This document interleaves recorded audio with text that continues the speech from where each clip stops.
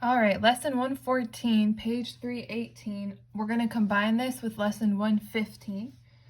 114 is over complementary and supplementary angles and measuring angles. All right, so we have a triangle here, triangle ABC, and it says in your book we can name some angles by using the letter at the vertex. And the vertex, of course, is where two sides meet and form an angle, kind of like a little corner. All right, so just remember when you name angles, all right, you need to be specific. If we were going to name this, we would name it angle A, like that. And you have to write your little angle sign to show that you're talking about an angle. To name this one, you would write angle B and then angle C. All right. For this triangle, well, not triangle, for this angle here, all right, you could name these angles in many different ways. You could name it angle A, that one there. You could name it angle BAX. You could name it angle XAB. You could name it angle YAB. You could name it angle BAY. You could keep going and going and going, okay? Just if you're going to name it CAY or all the different combinations, your A needs to be in the middle. That shows the direction you're going. Angle CAY or YAC or XAC. All right, so many different names, but your A should be in the middle. All right, if you look at these angles here, all right, you see you have BAC, and then you also have another angle coming off here, which is A, okay? This is dealing with adjacent angles, okay? So adjacent angles are two angles that share a side between them. They have the same vertex, and they share a side between them. All right, so for instance, if you look here, you have two adjacent angles. You have angle PQR,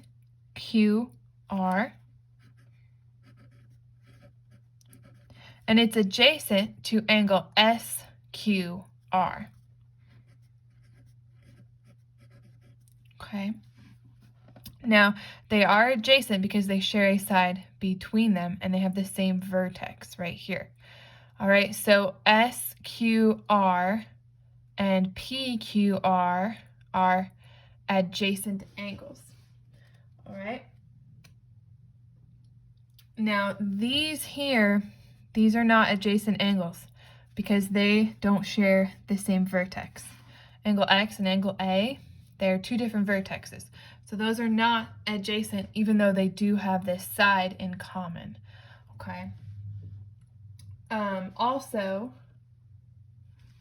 if you come back over here, okay, angle SQR and angle RQP are not adjacent because they do share this side in common, but it's not the side between them. Okay, so adjacent angles share the same vertex and they share the side between them. Okay. The lesson also deals with complementary and supplementary angles.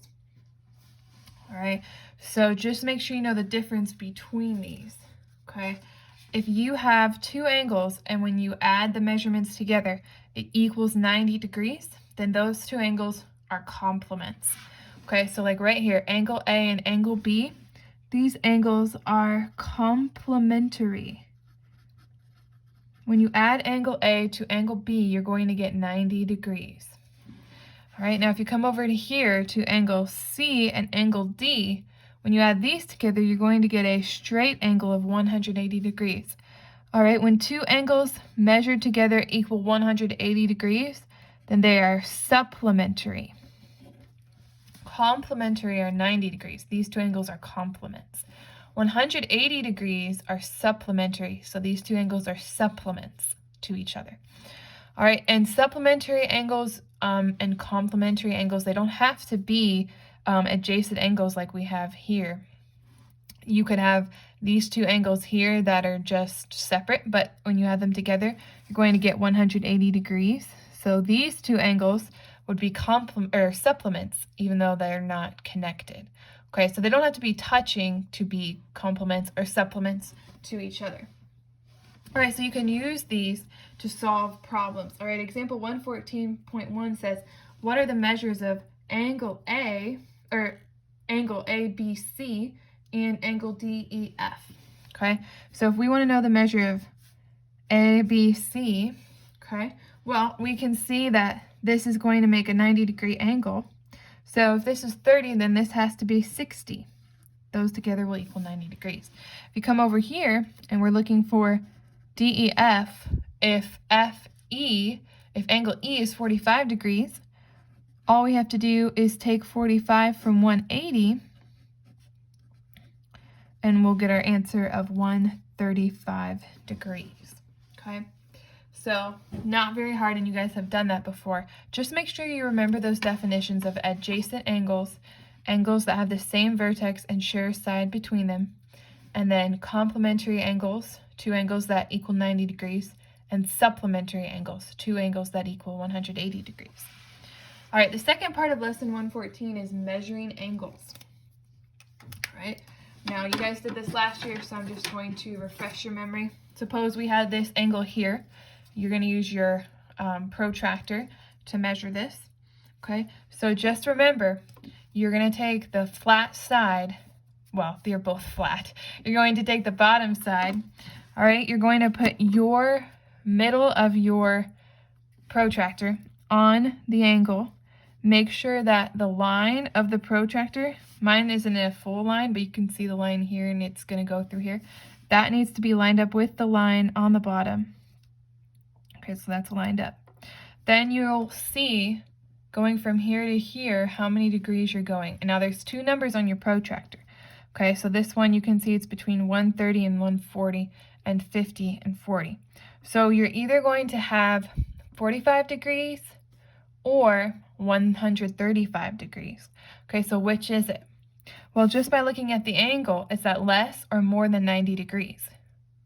It's less. So when you measure it, you know you're going to go with the smaller measurement. Okay, so you're going to know it's 45 degrees. Okay, so that's how you measure the angles. Go ahead and work the practice problems. Do A through M. Pause the video, do those practice problems, see what you get. All right, let me go ahead and give you the answers. Okay, for A, you should get 140 degrees. For B, you should get 50 degrees. Okay, just remember, supplement 180, complement 90. Okay, for C, D, E. All right, C is obtuse. D is right. E is acute. All right, for these, you're just going to have to check and make sure you did it correctly. And if you didn't, then just check and see what you did wrong. Okay, F is 15 degrees. G, 26 degrees. H, 100. I, 132. J, 80. K, 90. L, 175. And M is 180. All right, so you can check your own work there, see if you got them correct. Let's go ahead and move on to lesson 15, copying angles and construction. Okay, for this one, you're going to need your book. You're going to need a compass and a straight edge. So if you already have your protractor, then that should work. I forgot to say in the last video, but go ahead and pause the video if you need to grab those things. I should have sent them home with you. All right, and then we're going to measure some angles and we're going to copy some angles. All right, so go ahead and grab those things if you need to. Make sure you have your book ready. Okay, so you need a piece of paper. We're going to be tracing here. Okay, so it says copying angles. Sometimes we are asked to measure an angle whose sides are too short to permit the angle to be read on a protractor. We can use a piece of tracing paper to trace the given angle. Then we can use a straight edge to extend the sides of the angle so that a protractor can be used. All right, so if you look at this angle, it's pretty small, and you might be able to guess just by looking at it, but it would be better to trace it. So you're going to take your piece of paper, and you don't really need tracing paper for this. A normal piece of notebook paper should work. Probably can't see down the video, but I can see through here. So just take your paper, put it over your book. Go ahead and trace the angle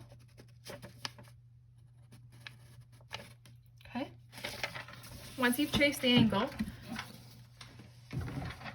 then take your straight edge. All right, and I like to put a dot here just to make it really clear what the vertex is. Take your straight edge on the angle you've traced in your book, and then go ahead and just extend the sides. We're not changing the measurement of the angle here, we're just changing the length of the sides. So we're just going to make it longer so that our protractor can measure it. Okay, so then you just do the exact same thing as you would normally do. You line up your lines with your protractor, and then you measure your angle. Okay, so I'm getting about almost 25 degrees, but a little bit less than that. Okay, so looks like about 23 to 24 degrees. All right, so if you look in your book, it says 24 degrees. So hopefully that's what you are getting. All right, so that's how to extend an angle and then be able to measure it. All right, the second part is construction. It says the ancient Greeks did not have protractors to measure angles like we do, okay? But they could copy a given angle by using a straight edge and a compass. Okay, so make sure you have a compass. Make sure that it locks into place, just because if it doesn't, then your measurements are going to be a little off and you'll probably get frustrated, okay? So you should have had one that locks in place. Mine doesn't have a radius measure, but that's okay. You don't need one like that for this. But make sure you have that handy. All right. So what you're going to do to copy an angle here, it gives you the angle in your book. So it says given angle. Okay. So in your book, you can see you have a given angle. On your paper, go ahead and draw one side. So just a straight side. Okay. And I like to put a little dot on my vertex. We're going to try to copy this angle. All right, so here's the angle in the book. So go ahead and take your compass and put the point on the vertex of the angle in the book. And then you're going to draw an arc through the given angle.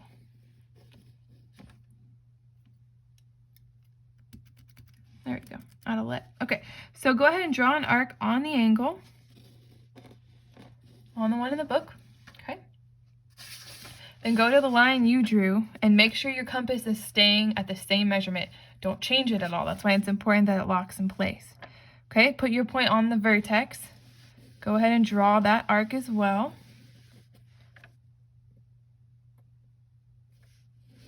Make sure it's nice and big, okay? Then, on this angle that they gave you, go ahead and put your pencil or your point on the place where the arc intersects. Okay, so putting my point here and my pencil right here on the lower angle. Okay, so hopefully here's my point and then here's my pencil. We're going to draw an arc like this. Okay. And then go back to your angle that you had. Make sure your compass is staying the same measurement. Go ahead and do the same exact thing.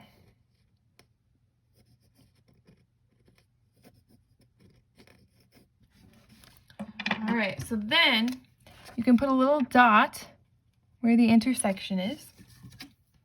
And you can use your straight edge to make a straight line to finish up your angle. Okay. Now, if we did this correctly, it should be the same measurement. And you can measure it, but that looks pretty close. Here's my angle, and here's the one that the book gave. Okay, so I'd say pretty good job. All right. So there's also some cactus problems here. All right. So what you can do is you can go ahead and work these. Okay, see if you can figure out the measurements, see if you can copy the angles just like we did. All right, so go ahead and pause the video and try to do that on your own.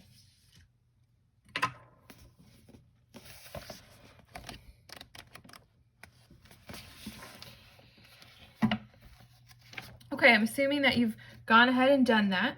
All right, so for letter A and letter B, you should get, for A, you should get 56 degrees, and for B, you should get 134. All right, so if you didn't get those, you can check your work and see what you did. Right, now for the construction, okay, the first one is very similar to the one we just did. Okay, so again, what you should do is take your paper, okay, and draw one side of the angle, the straight side. Well, they're both straight, the bottom side, okay? Then take your compass, right?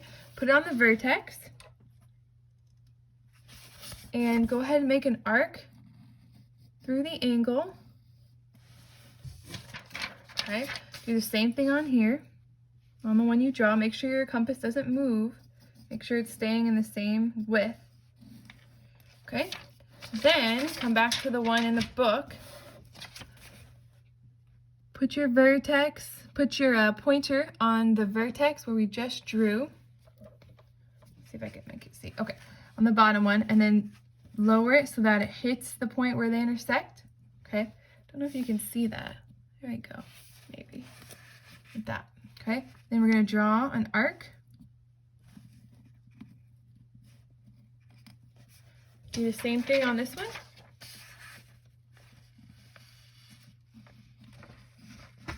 Whoa. Okay, and then again, put a point there. And then just use a straight edge to connect your points.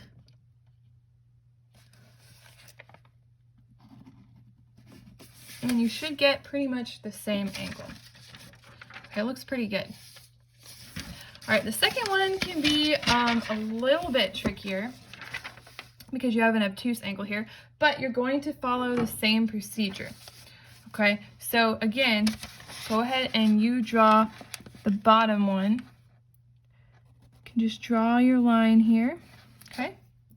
Okay, so then you're going to come to the one in the book. Okay, put your point on the vertex of the angle. Okay, just like that. Let's see here, it's pretty dark. Okay, and then this one's going to be a really big opening, so you're going to have to make sure it's nice and big. Okay, so you're going to draw your arc all the way through, just like that. Okay, and then you're going to do the same thing over here. Okay, so come over to the one you drew. Make sure your protractor doesn't move. Put it on the vertex, and then you're going to draw a nice big arc. Okay, then you come back to the one in the book. Okay, and go to where you had it intersect. Extend your protractor to the other intersection. Draw an arc right there. All right, and then do the same thing on the one you did. Okay, so put your protractor on the vertex, and then, here, it needs to be flat. Then, make another cross. Okay, put a dot where they intersect. Then use your straight edge to complete the angle.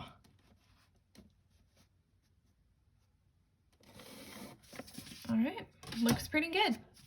Looks very similar to the one in the book. Okay, so that is how you construct an angle. Hopefully your protractor is working well for you. Okay, you can go ahead and start your lesson.